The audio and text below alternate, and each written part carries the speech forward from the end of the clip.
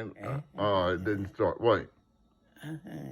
Okay, Uncle Dana, you said you grew up in Kingsport.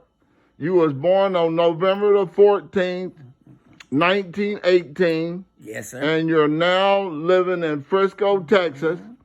And if you live to see November 14th, 2020, you'll be 102 years old. Yes, sir. And you tell me about your first job that you remember after being homeless. You said you was homeless for a while when you were 16 years old. That's right. In Kingsport. And who helped you get your first job? Who helped you get your first job? What was your first job? Fat Stafford. Okay, and what did you do? Wash cars. How long? That's all. How long did you do that? How long did I do it? Yes. Until Uncle Sam took me in the Army. In 1936, you went into the Army. When he took me in the Army, that's when I left my job. I was married then. Who could bring this out? I thought he didn't even remember. So I'd go home now.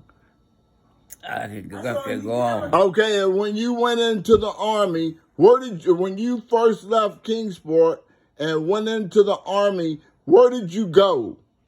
Went down to Fort Bennett, Georgia. That's where I was inducted in the Army, and they gave me my clothes and took all. I didn't have nothing but just 2 pieces of civilian clothes. They took them clothes from me, put them in a box, and sent them back to Morales to New Canton. And, Your wife, you was married to my auntie. So after that, You're talking about you were married to my auntie, Aunt Mary Alice, right, yeah, Leaper. yeah. She was a Leaper, and her daddy was Ed Leaper, and her mother was Kate Leaper, my grandparents. Yeah. Okay.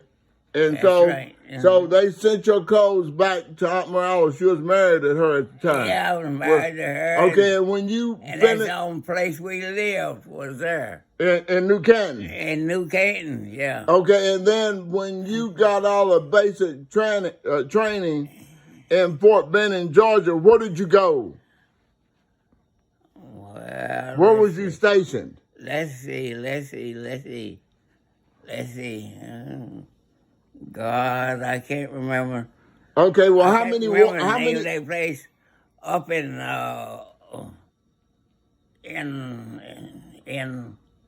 wasn't Australia, wasn't. God, it's been so long. Well, if you can't remember, that's all right. I forgot all that stuff. Did you fight in World War? No. Did you fight in the Korean War? No. Where did you get your Purple Heart? Where did you get your Purple Heart? They give it to me in the Army, in a hospital. I told her, the preacher, the pastor, I guess, of the hospital, called the preacher in, and the preacher come in and he give the pastor this box of Purple Hearts, had all of us name in it, you know. So the pastor brought it around. I was laying in my bed, and he said, "What's your name?" And I told him, Sergeant First Class Dana Carroll. He said, "Well, I got a Purple Heart for you." And I said, "I don't need it." He said, "Let me tell you something." The pastor called me home, brought me down there, give me this box, had got your name on it and everything, and I'm supposed to issue it to you, and that's all I'm doing. Now, I'm giving it to you. You can keep it or you can throw it away. Why was he in the bed? Hey, Uncle Dana, why was you in the hospital bed? What happened to you? What made you be in the hospital bed to get the Purple Heart? What happened to you to get the Purple Heart? We had a 15 Army vehicles, and we was taking a load of bridge equipment over to this here hospital unit. They didn't have no way of getting them, this lumber. So big lumber, see?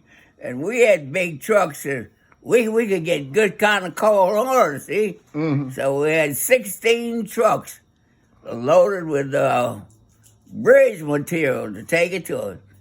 We got so far out there until our officer got lost. He didn't know how to find where the bridge company was or nothing. So we was stopped in this big field. While we were sitting there, the MPs come.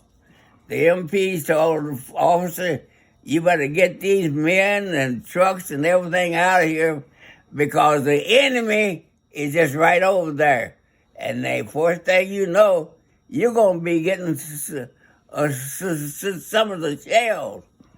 So while the MPs were gone and we were getting the trucks and things turned around to come around, the enemy had found us, so shot over about 5 or 6 weapons of the community equipment, I guess, and I got hit in one of them that broke my hand.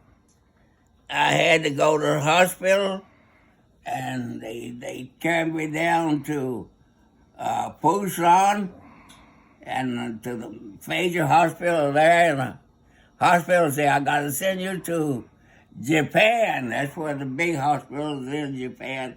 I got to send you there. So they sent me there. And it got me pretty well, and then sent me to the States. Mm-hmm.